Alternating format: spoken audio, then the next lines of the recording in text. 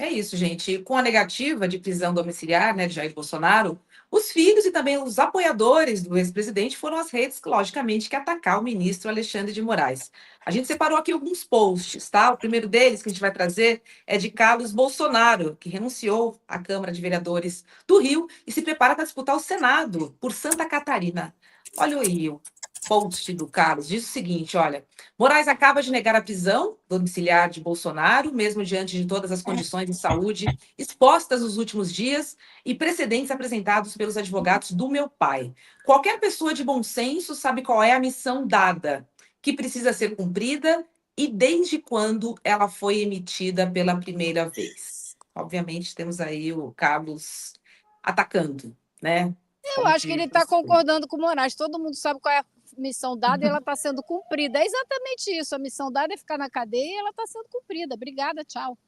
Boa interpretação, Elô. Tem mais um aqui para você Porque o comentar, Elô. bolsonarismo... Oi? Ah, não, fala, Roberta, fala. Vai lá, quer comentar esse post? Depois eu vou trazer outro. É que o bolsonarismo diz que o Alexandre de Moraes quer matar Jair Bolsonaro, quer torturá-lo. E aí essa é a missão que o Carlos, pelo menos, atribui ao ministro Alexandre de Moraes: torturar Jair Bolsonaro até a morte. Ele está sendo torturado com o melhor tratamento de saúde possível, numa cela com cama, colchãozinho, frigobar, televisão, ar-condicionado, banheiro particular. Não me parece, em especial se a gente colocar em paralelo com as torturas feitas na ditadura militar, que tem algo a ver com tortura. Pois é. Vou trazer outro post, esse de Magno Malta, minha gente. Vamos ver o que ele disse. Ó. Não há descumprimento de cautelares, não há risco de fuga, não há ameaça à ordem pública. Jair Bolsonaro necessita de cuidados médicos contínuos, tá recebendo, e preenche todos os requisitos para a prisão domiciliar. Negar a domiciliar nessas condições não é justiça, Elô. É punição, exposição e crueldade impostas pelo Xandão. É incrível como eles têm a capacidade de distorcer a realidade, né? A domiciliar é uma necessidade, é uma realidade, tem que ser feita, porque senão não é justiça. Como que não é justiça? O cara foi julgado, teve todo o direito à ampla defesa, não conseguiu apresentar nenhuma prova que o defendesse, chegou lá e confessou que discutiu sim uma minuta golpista, que ele mudou de nome, chamou de considerandos. Ora, faça-me o favor, né? Um pouco de vergonha na cara, não vai mal, não. Tem que... Foi pego, bicho, não deu certo, sinto muito. Foi pego com a boca na botija, foi condenado. Agora tem que cumprir a pena, é só isso, não é mais nada do que isso. O William, o 01 também postou, tá? Ele disse que Moraes tem procuração para praticar tortura contra Jair Bolsonaro. Quero te ouvir sobre esse post. Roberto, é aquilo que eu falei. É só a gente colocar as coisas em perspectiva. Os relatos e as provas das torturas durante a ditadura civil-militar no Brasil são imensas. As pessoas ficavam um dia sem comer, recebendo choque elétrico, sendo afogadas na cadeira do dragão. As mulheres eram estupradas, as pessoas eram torturadas na frente dos filhos. Eles colocavam animais na vagina das mulheres. Isso é tortura. Isso se faz para quebrar uma pessoa psicologicamente, e tem gente com marca de tortura, marca física e psicológica, até hoje, vai carregar o resto da vida. Isso sim é tortura. O Jair Bolsonaro, que certamente, se conseguisse completar seu golpe de Estado, torturaria seus adversários políticos, porque ele mesmo já falou em diversas situações que é favorável à tortura, que é favorável ao uso de violência contra pessoas que estão sendo acusadas de crime. Ele que, quando ouviu que um criminoso foi jogado do alto de uma casa, disse que tinha que ter sido jogado do alto de um prédio. Ele que disse que o deputado Chico Lopes tinha que ter sido torturado com pau de arara, com cadeira do dragão, numa CPI no Congresso Federal. Essa pessoa hoje, via seus procuradores, né, seus filhos, seus apoiadores, se investe do direito de falar de tortura. Ele sempre defendeu a tortura, publicamente. Ainda assim, não está sendo torturado, está sendo tratado com, digo mais, não com toda dignidade, com mais dignidade do que 99,99% dos presos nesse país.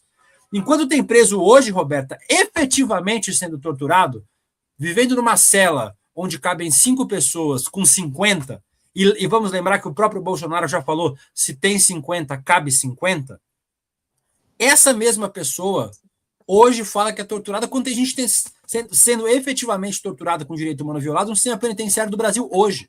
Bolsonaro está num hotel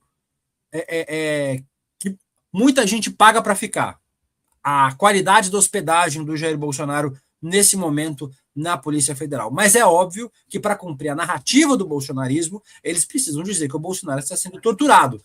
Não vão dizer que o Bolsonaro está sendo bem tratado na cadeia, porque não combina com a narrativa. Querem que o Bolsonaro fique em casa para poder continuar sendo um agente político, para poder continuar participando da vida política da extrema-direita, mas essa desculpa não vai colar. Exatamente. Um hotel financiado por nós, né? Vamos lembrar disso também. Vamos trazer notícias de Nova York, Elô. O prefeito Zohran Mamdani tomou posse do cargo na madrugada desta quinta-feira. E o local escolhido foi bem inusitado, mas também cheio de significados, né? Mamdani escolheu uma estação de trem abandonada no subsolo de Nova York. E aí a ideia aqui é mostrar que o novo governo será marcado por uma proximidade com a classe trabalhadora. O novo prefeito tem 34 anos e é o primeiro muçulmano a assumir o cargo na cidade mais rica do mundo. E aí, durante a posse, ele fez um juramento com um exemplar do Alcorão. Mais um recado aqui. E, Elô, queria te ouvir, porque a gente sabe que ter Alcorão, tá num subsolo, assim, é uma posse que tem alguns recados importantes, né? E alguns deles bem diretos ao presidente Donald Trump, que segue com uma política rígida contra imigrantes e também contra a diversidade e a inclusão. Justamente uma das características fundamentais da cidade de Nova York, que é uma cidade que recebe o mundo, né?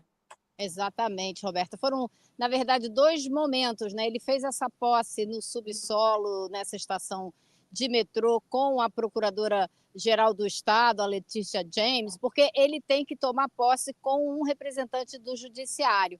Então, ele fez esse ato super simbólico, mas depois ele fez uma outra posse na frente do City Hall, que é a prefeitura de Nova York, porque ele também queria homenagear uma pessoa que para ele é para lá de especial, e chamou essa pessoa para dar a posse a ele, que é o senador Bernie Sanders, que ele disse que é a figura política que ele procura seguir. Por quê? Porque é o nome mais conhecido ligado ao que existe de defesa do socialismo nos Estados Unidos. Então, ele deixou bem claro, eu fui eleito como um democrata socialista e como democrata socialista eu governarei a cidade de Nova York. Todo mundo acha que no dia da posse a gente deve fazer um discurso diminuindo um pouco as expectativas que foram criadas na campanha e pedindo que as pessoas esperem um pouco menos do que foi prometido. Eu não vou fazer nada disso. A gente vai ter que fazer o que a gente prometeu. A gente vai ter que ter um governo ousado. Teve um momento que eu achei muito interessante também, que ele pediu a todos que estavam ali na frente do City Hall, que era muita gente, era aquele público mais nova-iorquino que você pode imaginar, porque era todo tipo de pessoa, era um arco-íris mesmo de ser humano, uma coisa linda de se ver. E ele pediu a todos que ficassem de pé naquele momento e durante todo o mandato, porque ele disse, a prefeitura sozinha não vai conseguir entregar tudo que a gente prometeu. Por quê? Porque ele sabe, vai lutar contra grandes interesses financeiros, interesses políticos, ele vai lutar contra muita coisa para poder fazer o que ele prometeu, como, por exemplo, creche universal, congelamento de preço dos aluguéis, transporte público. Imagina, se ele conseguir fazer 2 dessas coisas, ele já vai ter feito uma revolução na cidade de Nova York. Mas ele sabe que isso só vai acontecer se tiver uma participação popular grande. E é isso que os socialistas estão dizendo. É a oportunidade que a esquerda tem de mostrar como se governa, não para o povo, mas é com o povo, é com a participação direta da população. Então, ele está mantendo os milhares de voluntários que trabalharam na campanha mobilizados em grupos específicos de atuação. Um deles, que parece que é o mais popular, é taxem os ricos. E foi o momento em que o Bernie Sanders, quando ele fez um pequeno discurso antes de dar posse ao Mamdani, ele foi ovacionado quando ele disse: os ricos e as grandes corporações têm que pagar a parte deles. Eu acho que a gente vê um eco muito grande de tudo que a gente vem discutindo aqui no Brasil também, né? Essa necessidade, você só vai fazer a creche universal se os ricos pagarem a parte deles, senão não vai ter dinheiro para fazer.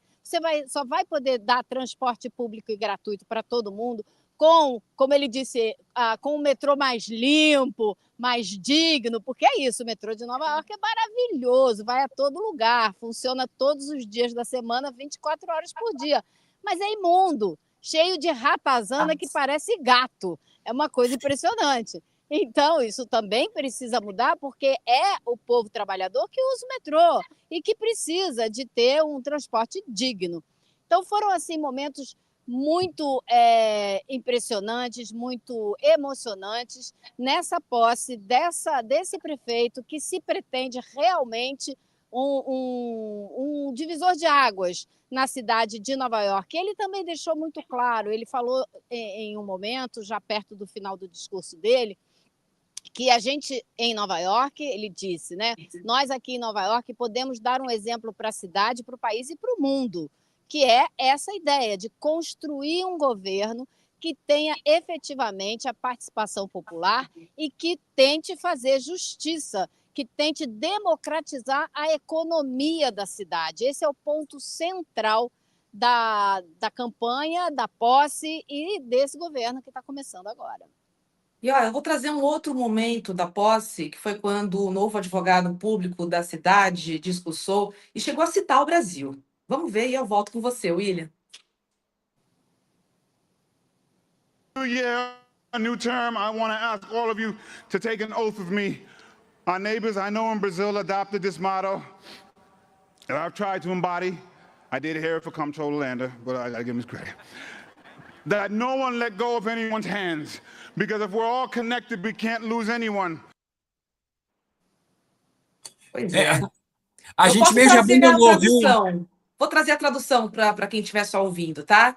Ele disse o seguinte, abre aspas, à medida que entramos num ano novo, um novo mandato, quero pedir a todos que façam um juramento comigo. Os nossos vizinhos, sei que no Brasil adotaram este lema, e eu tentei incorporá-lo. Fiz isso aqui para o controlador Lander, mas tenho que dar crédito a ele, pois ninguém soltou a mão de ninguém, porque se estamos todos conectados, não podemos perder ninguém.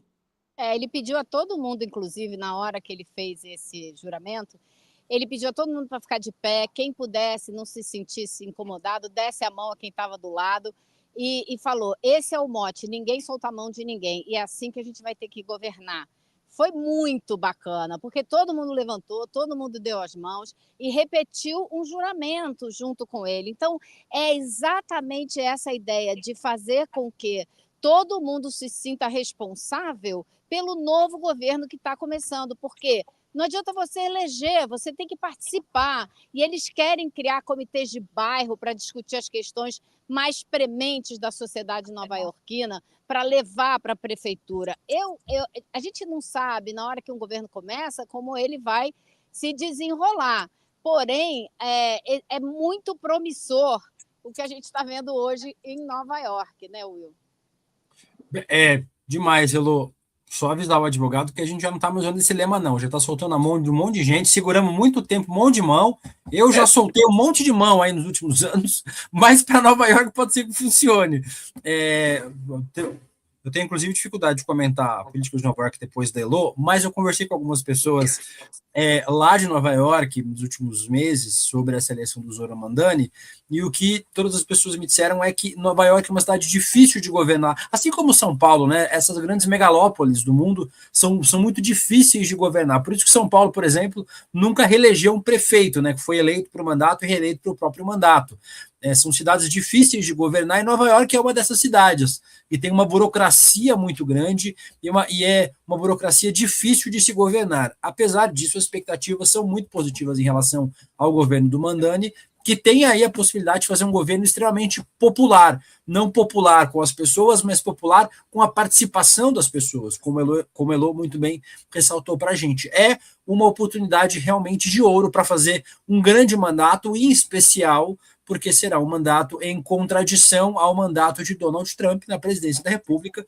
Certamente Nova York volta aí aos holofotes como uma das cidades que Donald Trump colocará sua atenção e talvez suas tropas federais, como já fez em outras cidades dos Estados Unidos.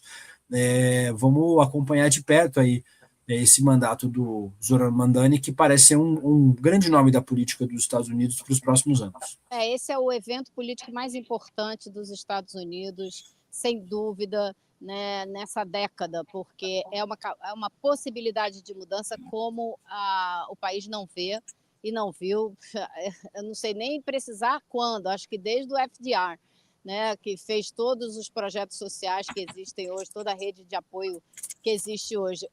Entre as primeiras medidas que ele tomou ontem, quando tomou posse, ele